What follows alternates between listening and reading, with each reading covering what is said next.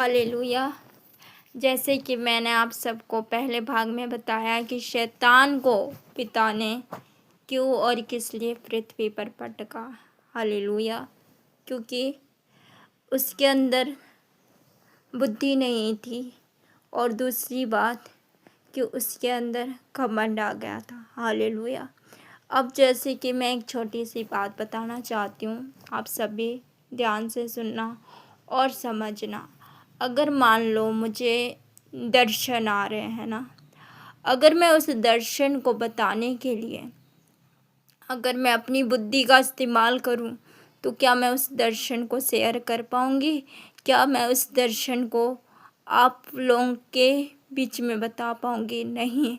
आप जानते हैं कि उस दर्शन को मैं क्यों नहीं बता पाऊंगी? क्योंकि उस दर्शन को बताने के लिए मैं अपनी बुद्धि और समझ लगा रही हूँ। हालेलुया। इसलिए मैं उस दर्शन को नहीं बता पाऊंगी। तो जब भी मुझे कोई दर्शन आता है ना, तो मैं हमेशा पिता से बुद्धि मांगती हूँ कि अगर पिता ये दर्शन आपकी ओर से है, तो इस दर्शन को बताने के लिए मुझे बुद्धि भी चाहिए।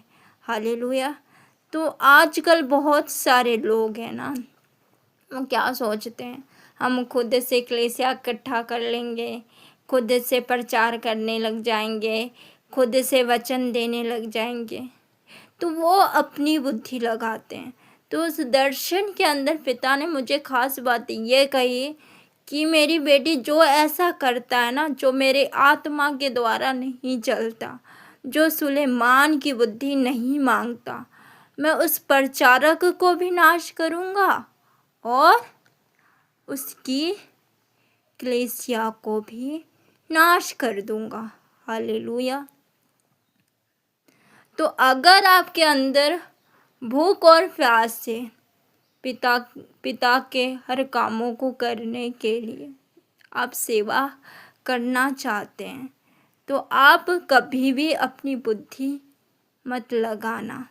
आपको सेवा करना है, आपको पिता का काम करना है, तो सबसे पहले आप घुटनों पर आकर प्रार्थना करना। पिता से जब प्रार्थना करोगे तो पिता आपको बुद्धि भी देंगे और बुद्धि के साथ साथ वो अपनी सामर्थ्य भी आपको देंगे। हालेलुया। और मैं एक बात और बताना चाहती हूँ कि आज बहुत सारे लोग हैं जो क्या सोचते हैं कि हमें तो दासों की ज़रूरत नहीं,